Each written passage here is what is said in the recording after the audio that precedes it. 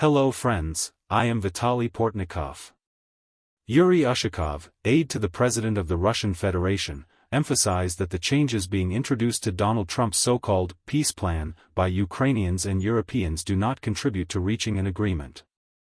As we understand it, this was the Russian plan, to play for time to continue the Russo-Ukrainian war while preventing new sanctions against Russia.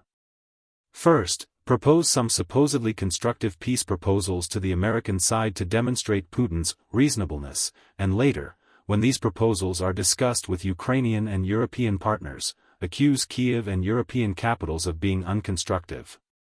This allows them to either withdraw from the discussion or continue debating every single point until the end of Donald Trump's presidential term. The disconnect in diplomacy. It is quite remarkable that Ushakov, a presidential aide on foreign policy, claims to know nothing about the changes to the peace plan, stating that the Kremlin follows these developments solely through media reports.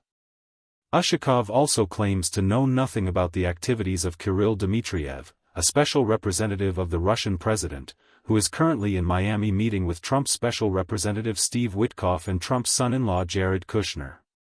This blatant lack of interest in the results of Dmitriev's trip further confirms that his role is merely to provide scenery for a peace process. No one in the Russian administration expects real results from Dmitriev. His sole task is to stall for time. The holiday delay. The most interesting moment in Ushakov's statement was his relaxed observation that Christmas is approaching in the US, and since no one works during the holidays, progress will stall.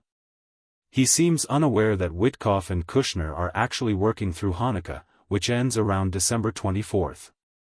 For the Russian aide, this is likely incomprehensible, but the fact remains, he wants American representatives to stop working until at least the end of the New Year holidays, following the Julian calendar used in Russia, to drag the process out into January of next year.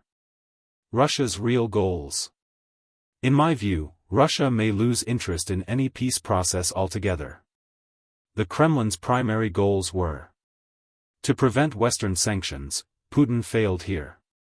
Despite the peace process, Trump introduced sanctions against Russian oil giants Rosneft and Lukoil, which have already taken effect. To prevent the confiscation of Russian assets, here, Putin had some success with the help of Trump and allies like Italian PM Giorgia Meloni, preventing those assets from being allocated to Ukraine for the coming years. However, the EU, perhaps unexpectedly for Putin, decided to provide Ukraine with funds from its own budget in roughly the same amount that would have come from the confiscated assets. Furthermore, the assets remain frozen indefinitely, meaning Europeans can revisit the topic of confiscation at any time, especially if Donald Trump leaves the political stage and a more realistic successor takes over. Buying time for war. So why does Putin need a peace process if sanctions continue and Ukraine still receives funding? The answer is simple: to prevent further sanctions that could ruin the Russian economy beyond the help of his Chinese allies. The imitation of a peace process is happening at a bare minimum level. No high-ranking Russian official is participating in negotiations. Russia refuses to even hear about a three-way meeting, US, Russia, Ukraine, at an expert level. Ushakov told journalists he knew nothing of such a thing, stating Dmitriev was sent only to talk to American partners. As I have said before, this is not a real peace process. It is the Trump administration, specifically the president's son-in-law and close friend, working in the interest of one person, Putin. By using Witkoff and Kushner, Putin is buying time to continue the war against Ukrainians. Attack Ukrainian cities. Destroy the Ukrainian economy and seize territory. Negotiations without results only help the Russian president achieve his imperialist goals while showing the world the inadequacy of the American president's approach. Thank you, friends. Stay tuned, subscribe to the channel, and support us on Patreon or buy me a coffee.